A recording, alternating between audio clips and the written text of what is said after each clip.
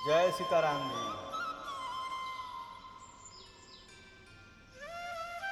ब्रह्म ही विजयी हैं।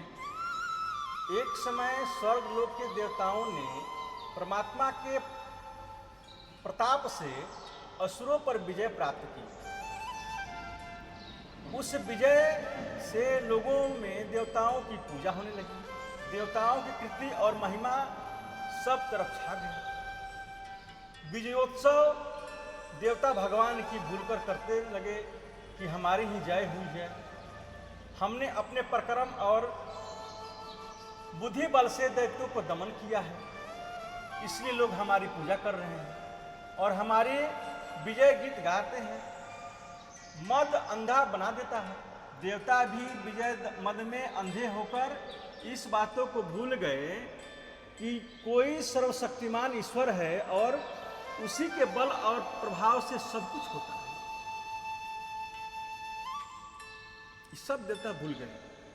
उनकी सत्ता बिना पेड़ का एक पत्ता भी नहीं हिल सकता है। भगवान ये ब्रह्मांड जो है ये सब परमात्मा के ही कृपा से है। कब क्या होगा ये कोई नहीं जानता है। कभी भी मद नहीं होना चाहिए, कभी भी घमंड नहीं होना चाहिए। भगवान बड़े दयालु होते हैं। उन्होंने देखा कि देवता गण मिथ्या अभिमान में मत होकर मुझे भूलने लगे। यदि इनसे यह अभिमान दृढ़ हो गया तो असुरों की भांति इनका भी सर्वनाश हो जाएगा। विजय प्राप्त करने पर जहां सत पुरुषों में नम्रता आती है वहां इनमें अभिमान बढ़ जाता है। योग विचार कर देवताओं के अभिमान का नाश कर उनका उपकार करने के लिए परमात्मा ब्रह्म ने अपनी लीला से एक ऐसा अद्भुत कौतूहल का रूप प्रकट किया जिसे देखकर देवताओं की बुद्धि चक्कर खा गई। देवता घबराए और उन्होंने इस यक्ष सदृश रूपधारी अद्भुत पुरुष का पता लगाने के लिए अपने अगुआ अग्निदेव को से कहा कि हे जात वेदान, हम सब में आप सर्वापेक्षा अधिक तेजस्वी हैं। आप इनका पता लगाइए कि ये यक्ष रूप वास्तव में कौन है। अग्नि ने कहा ठीक है, मैं पता लगा कर आता हूँ।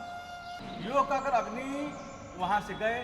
तुरंत उनके समीप पहुंचते ही तेजी से ऐसा चकरा गए कि बोलने तक का समय साहस नहीं हुआ। अंत में उस यक्ष रूपी ब्रह्मा अग्नि से पूछा कि तू कौन है। अग्नि ने कहा कि मेरा नाम प्रसिद्ध है, मुझे अग्नि कहते हैं, जात वेदस्य भी कहते हैं।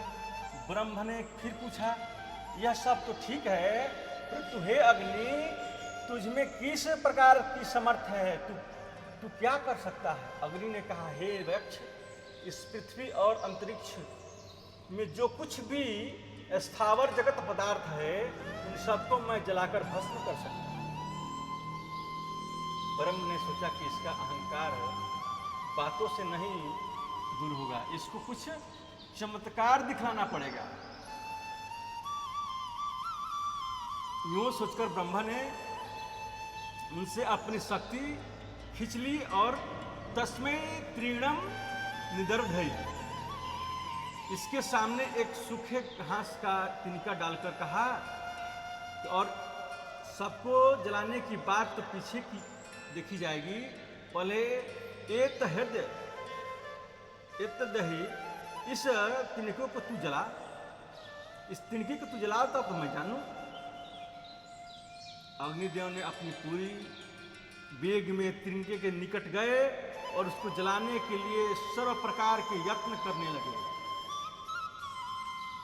परंतु तिनक को नहीं जला सके। लज्जा से उनका मस्तक नीचा हो गया और अंत में यक्ष बिना कुछ कहे अग्निदेव वहां से मुंह लिए देवताओं के पास लौट गया और कहा कि मैं तो इस बात को पता नहीं लगा सका कि ये यक्ष कौन है। इसके बाद देवताओं ने वायुदेव को कहा। वायुदेव भी गए।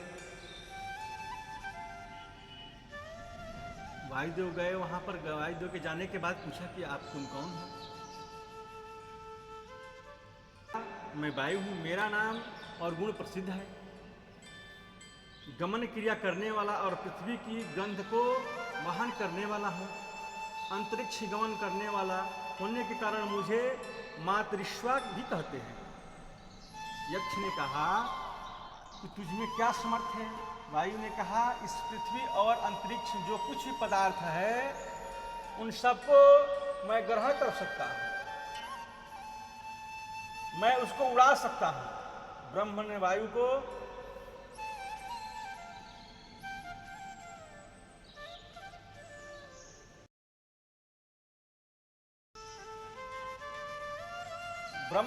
के सम्मुख में यही सूखा तिनका रख दी और कहा, एतदादत्स्व, इस तिनके को उड़ा दो।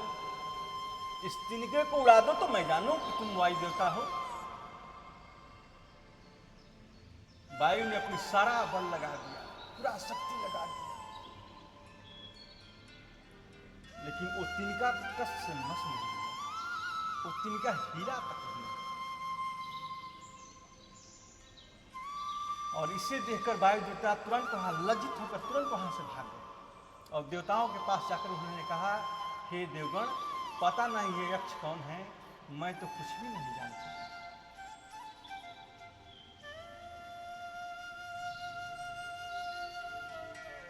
जब मुनि मोह से काम नहीं होता तब मालिक की बारी आती है। जब सारे कर्मचारी थक जाते हैं, मुनियों थक जाते हैं, तो मालिक जाते हैं। इसी न्याय में देवताओं ने इंद्र को कहा कि हे देवराज, अब आप जाइए। इंद्र यक्ष के समीप गए। इंद्र यक्ष के समीप गए। देवताओं की भाली भात अभिमान से भरा हुआ देखकर यक्ष के ब्रह्म कहा अंतर्धान हो गए। इंद्र का बात तक नहीं की, इंद्र लज्जित हो गए, परंतु उन्होंने हिम्मत नहीं हारी और ध्यान करने लगे। इतने में उन्होंने देखा कि अंतरिक्ष में अत्यंत शोभायुक्त और एक प्रकार की उत्तमोत्तम अलंकारों से विभूषित हिमवान की कन्या भगवती पार्वती उमा खड़ी है। पार्वती के दर्शन कर इंद्र की हर्ष हुआ और उन्होंने सोचा कि पार्वती नित्य ज्ञान बोध स्वरूप भगवान शिव के पास रहती है, अतएव उन्हें यक्ष का पता अवश्य ही मालूम होगा। इंद्र ने विनयता भाव से उनसे पूछा, माता, अभी जो यक्ष हमें दर्शन देकर अंतर्ध्यान हो गए, वे कौन थे?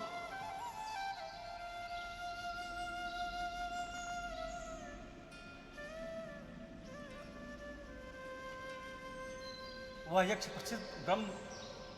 माता ने कहा कि वो परब्रह्म थे।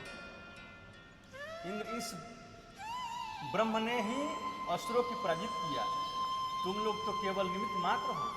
ब्रह्म के विजय से ही तुम लोगों की महिमा बढ़ी है